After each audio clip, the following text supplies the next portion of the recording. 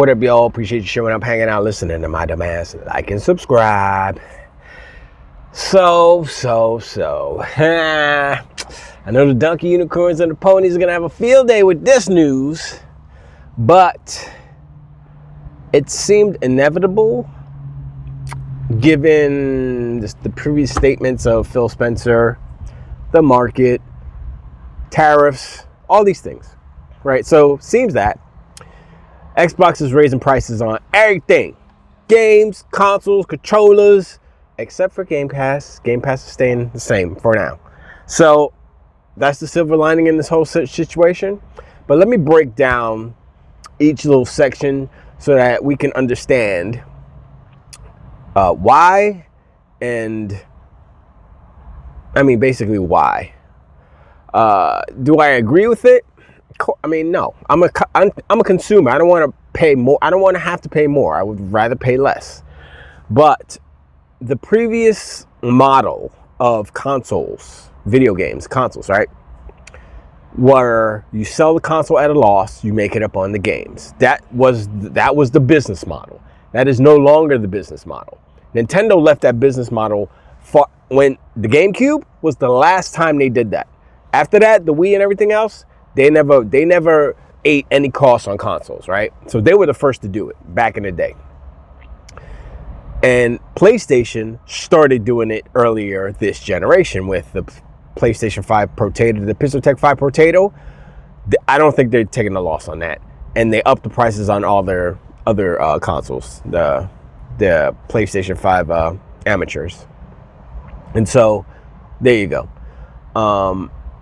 And Microsoft Phil Spencer said this before. He said, he said that I don't think that we will see console makers or I guess devices being subsidized anymore, basically. Meaning they're not going to take a loss. They're not going to subsidize it through Game Pass or game sales or anything like that. They want to make money off of the product, basically.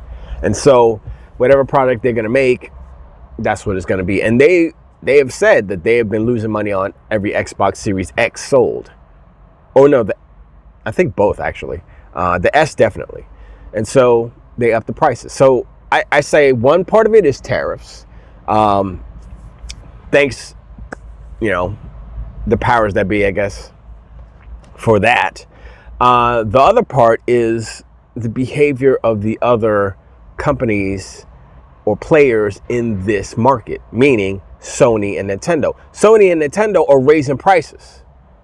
Microsoft's sitting there like, no, we're not going to raise prices. But people don't care because it's about perception, the perceived value and the perceived, how do I say, I guess, worth of said product. So Sony has always tried to put their products push them out there as being perceived as premium products. That's why they cost so much. They're trying to be Apple without being Apple. They're trying to be the Japanese Apple, basically, right? So, Apple products cost way more than they're actually worth. That's what they do. That's how they make their money, right? And that's what Sony's been trying to do forever. Now they've pretty much achieved that. And so Microsoft had a decision. They could be like a loss. They could say, okay, we take a loss on the console and sell consoles, hopefully, and then make it up on the games. And then they're looking at the market and they're like, well, that's not working because how Sony kind of manipulated the markets and the devs were on Sony's side as far as like the beginning of this generation, because it was easier for them to make PlayStation 5 games because they were just making PlayStation 4 games and you just twist a couple of knobs and boom, it's PlayStation 5. I'm just saying, you notice every game is cross-platform except for two. Or I think Spider-Man 2? I don't know. Maybe 3. But that's telling.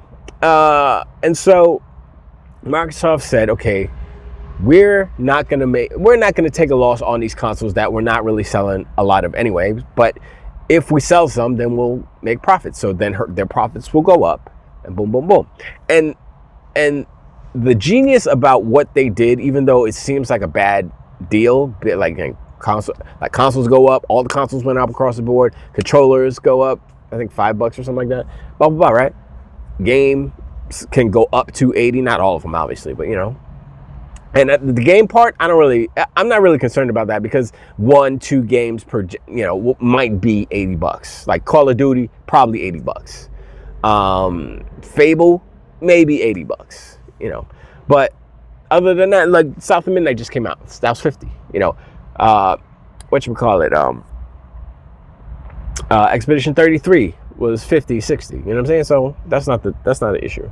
The genius of what they did by not raising Game Pass prices, right, is that they've made the proposition of Game Pass even more better, more valuable, because now everything else is more expensive, games are more expensive, but Game Pass is still the best. It's the best deal in gaming, and it's become a better deal in gaming because everything went up except for Game Pass. Now, when it does go up, it'll still be the best deal in gaming. That's how good it is. And so, looking at this, it's like when you first hear it, like, oh man, you know, I didn't want it to happen, but I'm looking at it, right? And they say, oh, marketing conditions and blah, blah, you know, that PR speak. But the fact is that Sony did it and got away with it. Nintendo's doing it and they're getting away with it. It would be foolish for Microsoft not to do it because it devalues their console. It doesn't make sense, but it makes sense. Like, it devalues their console because people will look at it as like, oh, that's the cheaper console because it's not as powerful. That's how some people think. Oh, this was the most expensive console, so it must be the best one. That's how people think because they're morons. But they're not going to look into the specs. They don't care. They're just like, what is everybody buying? PlayStation or Xbox? What's everybody talking about? PlayStation or Xbox? Game Pass or PSN? And that's the battle that Microsoft is battling right now against Nintendo and Sony. And so raising the console prices and raising everything else, I would say mainly it's tariffs, sure, but also it is about perception. It's about the perception of the quality of your product. And Apple's gotten away with it. Bose gets away with it. Bose is like really bad because they do stuff like their headphones is like, oh, these are quality headphones because you pick them up and it's like, oh, they got some weight to it. That means they're quality. No, they put weights. They put lead weights in the headphones to make them heavier, to make them seem like they're more quality, and they're not. And I'm like, yeah. See, it's perception. And so now higher price means better product, right? You know?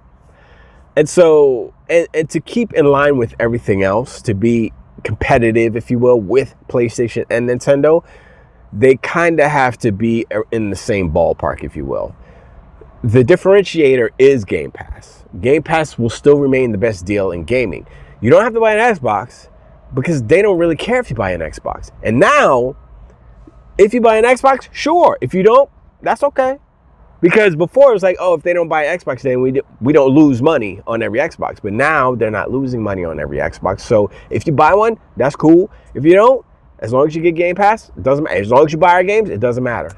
So what they're doing is they're kind of tightening up their ship and taking the loss out of the console side. And so they can make less consoles and sell less consoles and be more profitable than they were this whole generation because they're not losing money on each console sale. They're making money. And that's the whole goal, really. And since the classic console model is not it's not really worth it anymore. It's not lucrative. They changed that already. You know, they've diverted from that model, and now they're like, yeah, you know, it worked for Nintendo. I guess it's working for. It's hard to say with PlayStation because they don't really actually tell us console sales. So whatever, you know, I'm gonna keep saying that because it's the truth. I got a problem with AGN. He was talking about Game Pass is unsustainable and stuff like that, and I get maybe he did that video before the numbers just came out. I think they came out today, and it was like everything was up. The PC Game Pass up 45%. Like, that's not sustainable? Okay, well, I guess you must have done that video before you saw all the numbers. The only thing that was down, revenue-wise, was hardware sales. Boom. And you know why that is? I'm going to tell you why. Let's say Xbox, they will always be down because they lose money on each console sold. You know what I'm saying? So it's like, even if they sold more consoles than they did previous quarter or previous, they would still be at a deficit because they're losing money. The revenue is less than. You understand? So that number is always going to be down until now. Now, I bet you that number will be positive. It'll be plus, single digits, I'm going to say, single digit percentage. But it's not going to be negative anymore. And if you look at all the numbers for the past couple of times they gave us the numbers, it was console revenues always down, console revenues always down, console revenues. And PlayStation isn't that way because they raised the prices earlier. Xbox is trying to be all consumer friendly, but they're like, look, we can't do this anymore. You know what I'm saying? It's like, y'all not buying it, y'all don't care. So, we need our numbers to look better. If you're going to buy it, that's cool. We appreciate you, but, and that's the thing. And so now when it comes out with the numbers again, we're going to look at the hardware numbers. The hardware revenue numbers for Xbox, the next time they give it, in the next quarter or whatever, I bet you they go up. I will guarantee you that they go up. And it's not about, they didn't sell no consoles. They're selling consoles. They're not making money because they're losing money on each console sold. And that's why that's happening. And that's why they're changing it. That's why they're, increasing those prices to not be negative.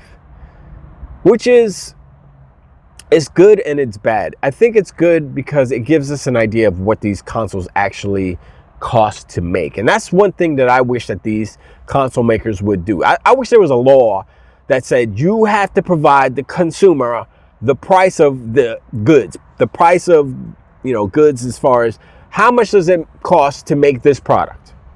And then you give us the retail price and, oh yeah, they make it $50 on it. If it's worth it to a consumer for you to charge an extra $50 for whatever you're selling, then it's worth it. That's the whole thing.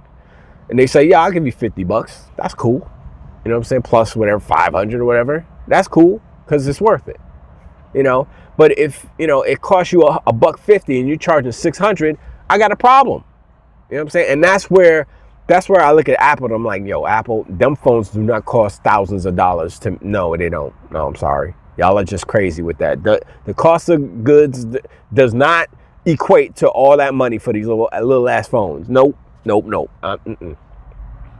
And so, that in that respect, I wish that they would give us, the actual price of the console, manufacturing, shipping, all that stuff. And that way we as consumers can say, oh, okay, is that a good deal? Are they making what? They making $10 a console, they making $20 a console, whatever it is. And that way I don't know if that breeds a healthier ecosystem or a healthier market. But for us consumers, we have more knowledge in what we are spending our money on, And also, if your product is good enough, you can have a high price. You can have a high markup. Your margin can be real big, and people will pay for it. You could do the scarcity thing. Oh, we only have 100. You better go get them, and then people go run out and buy them. Oh, we got another 100. Oh, people go around and buy them. You can do that trick. I mean, whatever psychology you need to do to sell your consoles, but let us know what it costs. I mean, it comes out like next generation. We'll know what the Xbox, your Scorpio, the Xbox One X costs to make or something. And I'm like, okay. So they made like $12 a console, and we figured out, they showed like what the 360 cost. And I was like, oh, they weren't, at first they weren't making, and then they were making a little bit of money, because, they reconfigure it to make it cheaper to make. And that happened with the PlayStation, but they didn't decrease the price. And that's why, but anyway.